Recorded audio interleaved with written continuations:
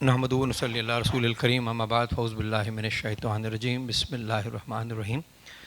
Worthy moderator and my fellow panelists, distinguished guests, ladies and gentlemen, assalamu alaikum wa rahmatullahi wa barakatuhu. First of all, I would like to tell you that I am speaking to you as direct victim of Kashmir conflict. I have told earlier in an earlier conference here that I come from a divided family. My father was born in Srinagar, I was born in Muzaffarabad, and my grandfather lays buried in Srinagar, and my father lays buried in Muzaffarabad. So we have not been able to, he was not able to see his parents after he migrated to this part of Kashmir. Anyway, let's come to the point. After the lapse of just 100 more days, we'll be marking another Yom-e Istisal, or day of exploitation, on the occasion of the 5th anniversary of the Government of India's arbitrary and illogical, unreasonable and unconstitutional decision, whereby the state of Jammu and Kashmir, that had existed in this form for at least 175 years, was stripped of its special status under the Indian Constitution, and it was bifurcated into two union territories. The outrageous move was shocking for everyone on both sides of the line of control and elsewhere in the world, but it had also upset those Muslim Kashmiri politicians who are said to have a soft corner for India and who are dubbed as pro-India by others. Because they too had to face embarrassment, house arrests and other coercive measures for expressing apprehensions about this decision. But the treatment meted out to the freedom-seeking anti-India Kashmiris was the worst. And it cannot be encompassed in a small sitting where we are sitting today. The repression they faced after and on the eve of August 5, 2019 move, I believe is unparalleled in the post 1947 history of Jammu and Kashmir. Let's be clear, what is happening in India occupied Jammu and Kashmir transcends mere human rights violation. It constitutes crimes against humanity. Imagine a place where rape is being used as a weapon of war, molestation of women is used as a weapon of war with impunity. Imagine a place where humans are tied to the bonnets of military vehicles to be used as shields, and the perpetrators of these heinous crimes get scot-free. In fact, human rights violation is too small a word to describe the scale of atrocities being endured by the people of Jammu and Kashmir behind an iron curtain. You will be surprised to know that I have visited Jammu and Kashmir twice through international border and once through the Trans-LOC bus service, and I have a lot of friends there in the journalist community. And we used to exchange information prior to this move, and you'll be surprised to know that they do not exchange pleasantries with me because of fear of persecution by the Indian authorities. Any journalist having any connection on this side of the LOC is summoned at the police station and treated under draconian laws. Since August 5, 2019, the Indian government has imposed many draconian laws, curbs and restrictions on traditional and social media, due to which the most of Indian government's abhorrent acts are not reaching the outside world. Nevertheless, according to data compiled by a Kashmir-based organization, India has killed as many as 859 Kashmiris, 17 of them women, over the last 5 years. And this rendered 67 women widow and 184 children orphans. And the rest are more than 20,000. And the detainees include APIC leaders, journalists, rights activists, and students. Ladies and gentlemen, many of you would be thinking that August 5, 2019 move just divested Jammu and Kashmir of statehood. No, in effect, the loss was far bigger than that, and it started unfolding in the days and months that followed it.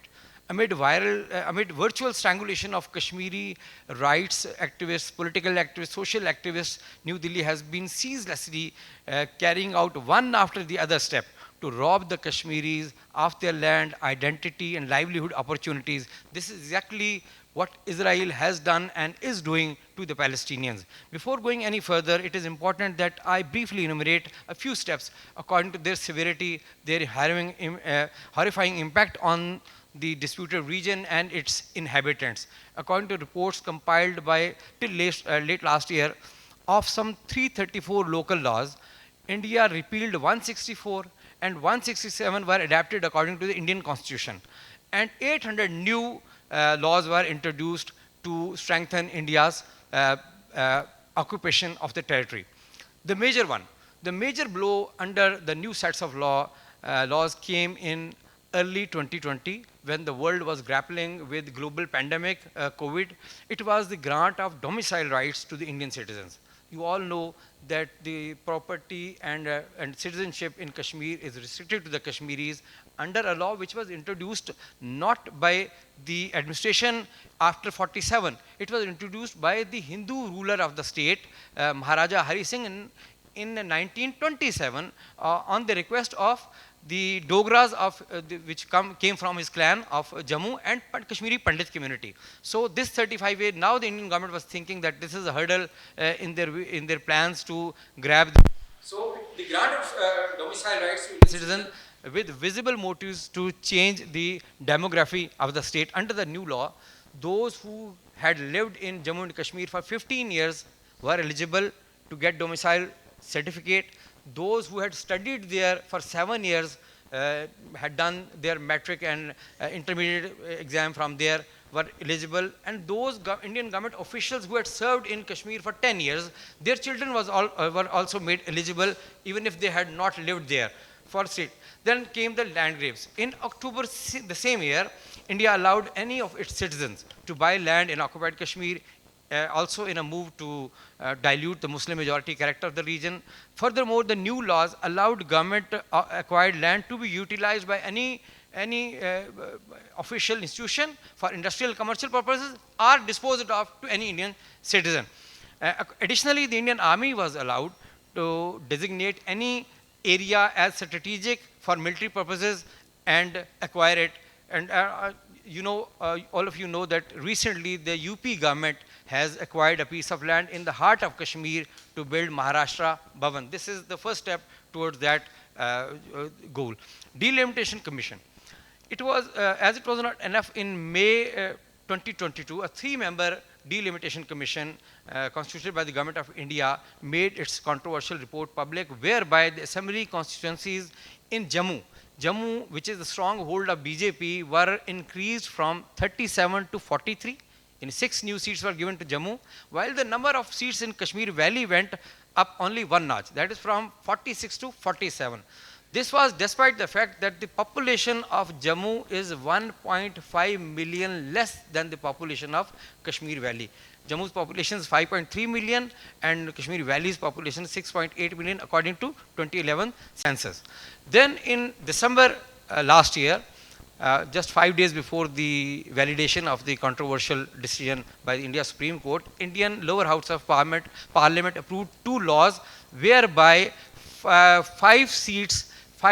reserved seats were given to the Jammu Kashmir Assembly. In addition to those 90 seats, these 5 seats, 2 of these seats were Kashmiri migrants. The word was used migrants, but in fact it was for Kashmiri Pandits. And 1 was for the persons displaced from Azad Jammu and Kashmir, those who had migrated to the Indian held side in 1947, and 2 for women. These 5 seats meant that they tilt the balance of votes towards the party ruling India. This was meant. So, voting rights. Before the abrogation of Article 370, the voting rights were vested only in permanent residents who are otherwise known as state subjects. But as delimitation was not enough, in August 2022, India announced to allow voting rights to any Indian citizen living temporarily in occupied Jammu and Kashmir. This move is aimed at adding 2.5 million more votes. Mainly the Indians temporarily residing in the region, the army personnel, government and private sector employees, migrant workers, on top of 7.6 million existing voters. These are a few major draconian steps. If I start listing other measures under India's settler colonial agenda, I would end up consuming the entire time of this session, but nevertheless, Nevertheless, I would like to list just briefly, there are attacks on Kashmiris' religious and cultural identities. You all know the Fairan was attacked. Wazwan, our traditional Kashmiri cuisine, was attacked by by the maker of this India Files. And then there was denial of travel to Kashmiris. You know, many Kashmiri journalists have been denied, even they are offloaded at the airports, passport is not given to them, denial of livelihood and opportunity, employment opportunities. The license of mines is now given to all Indian companies. Earlier, the Kashmiris would get those licenses. Then replacement of Urdu. Urdu is still official language in occupied Jammu and Kashmir. It has been replaced by Hindi, and then change of the historical name of Kashmiri places. Ladies and gentlemen, may I also remind you, while the media in Kashmir, the local state-based media, was struggling hard for its survival, the Indian government came up with a new media policy in June 2020 to take full control of local media, whereby government officers have now authority to decide what is a fake news and what news has to be published. Practically, the Kashmir-based media, I also used to work for Greater Kashmir, which is the largest daily of Kashmir Valley. And believe you me, I would cover anti-India demonstration in that paper, but now all those papers have literally become Indian propaganda mouthpieces. They can only publish the press releases or the news items about weather or tourism, etc., etc. Since August 5, 2019, as many as 12 government employees have also been sacked by the Indian government on the charges of being sympathetic to freedom movement and threat to the India's security, without explaining them what were the basis of their dismissal, and without giving them any fair chance of representation. There were hopes that India's Supreme Court would undo the arbitrary move, and resultantly all the steps taken in pursuit of it would stand nullified. But alas, all those hopes were dashed when the 5-member bench endorsed the move in a prejudiced decision delivered on December 11 last year. The bench held that the region's special status had been a temporary arrangement and that its removal in 2019 was constitutionally permissible. Surprisingly, the same India's Supreme Court holds in April 2018 that Article 370 of the Constitution has acquired permanent status through years of existence, making its abrogation impossible. The same Supreme Court had held a year before the abrogation. Now all said and done, the big question still remains there, that what is the way forward for the Kashmiris and for the government of Pakistan, because I honestly believe that freedom of Kashmir is more to the benefit, will go more to the benefit of Pakistan than the Kashmiris themselves, because Kashmir is the source of the rivers that render your lands fertile and many other things. One way forward is, in my view, is to ensure that Kashmir is not erased from public memory just because India is saying that the situation in the occupied territory has been normalized. The so-called normalcy in Kashmir is nothing but brutal silencing of the Kashmiris. Kashmiris have the right to self-determination as long as the UN resolutions hold that. And that process should not be sidelined. But this needs an extraordinary effort on the part of the government and institutions of Pakistan. We need to repeatedly emphasize the Committee of Nations, before the Committee of Nations, that abrogation of Article 370 is a negation of all international and bilateral agreements and commitments by the government of India on Kashmir dispute. It is a negation of the UN Charter and the UN resolutions on Kashmir, which would have been a matter of grave concern for all members of the world body.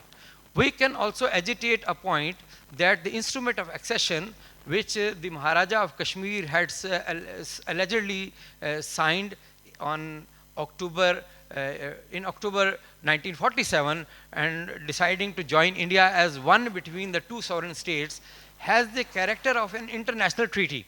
And by revoking Article 370, the Indian government can be interpreted as returning Kashmir to the pre-agreement status as a sovereign state.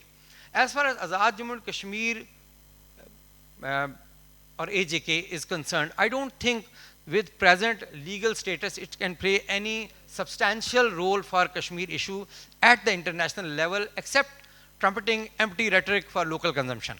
At a time when Modi government has committed political and constitutional terrorism, aggressed, occupied and imprisoned the Kashmiri people in the disputed region, the AJK leadership has a higher burden of responsibility.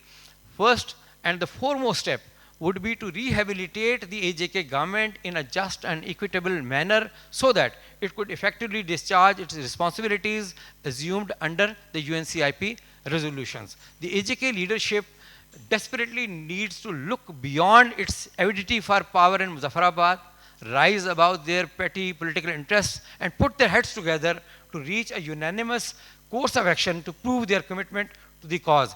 I wish Raja Farooq Haider, our former Prime Minister, would have been here today. He was earlier supposed to be key speaker today, and we could have asked him that what made him flee the country at a time when India abrogated the special status, at a time when people expected that there would be massive demonstrations in Muzaffarabad, but the leadership of this side of the Kashmir went into hiding. So could have asked them. That's why I say that this leadership desperately needs to look beyond its petty political interests and their lust for power in Muzaffarabad to prove their commitment for the cause. More than 6 decades ago, a selfless Kashmiri leader who used to live in this town, where I am speaking to you, had come up with the ideology of recognition of AJK government as the successor revolutionary government of the deposed Maharaja of the erstwhile princely state of Jammu and Kashmir, so that this government could take the charge of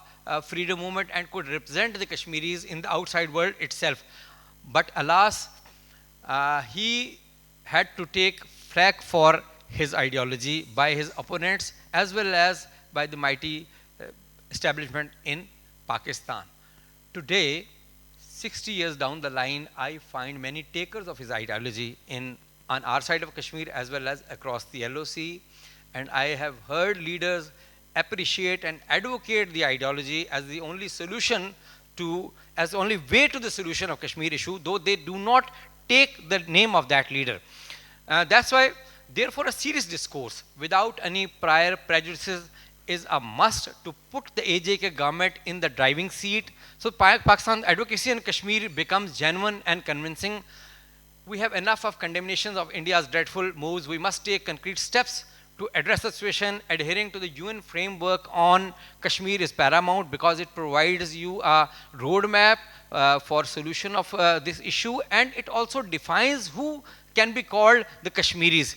Since the inception of Kashmir conflict, numerous agreements and negotiations have been attempted by both India and Pakistan, often on with the intervention. नहीं 2 minute आखिरी बस 2 minute लूँगा मैं आपसे, सिर्फ 2 minute का मतलब 2 minute होगा. मैं ये कह रहा हूँ कि इंसेप्शन से we have held numerous negotiations और हमारे agreements with the intervention of the third parties, mainly the UN, magar peace remains elusive, and but still the UN framework on Kashmir serves as a primary guideline for addressing the situation. Therefore, the government and institutions of Pakistan must prioritize this framework in all of their actions and engagements. We must engage the civil societies in Western world to amplify the voices of Kashmiris and garner maximum support for their cause. And this also needs strategic planning and coordination. Any half-hearted or disjointed effort will only serve to the purpose of our adversaries. That's why Kashmiris have suffered a lot, and it's our collective responsibility to prioritize our goal vis-a-vis Kashmir and develop a strategy to work towards the peaceful settlement of this issue. Last but not the least, let me also share strong reservations of the Kashmiris regarding the media, Pakistan's mainstream media, towards their cause, as they think that Pakistani media gives more time to India's film industry than their cause. They regret that while the majority in India's Godi media ceaselessly peddle the fake news fed by their government on Kashmir, the Pakistani media does not have space for their truth. With these words, I beg to leave. Thank you for giving me a patient hearing.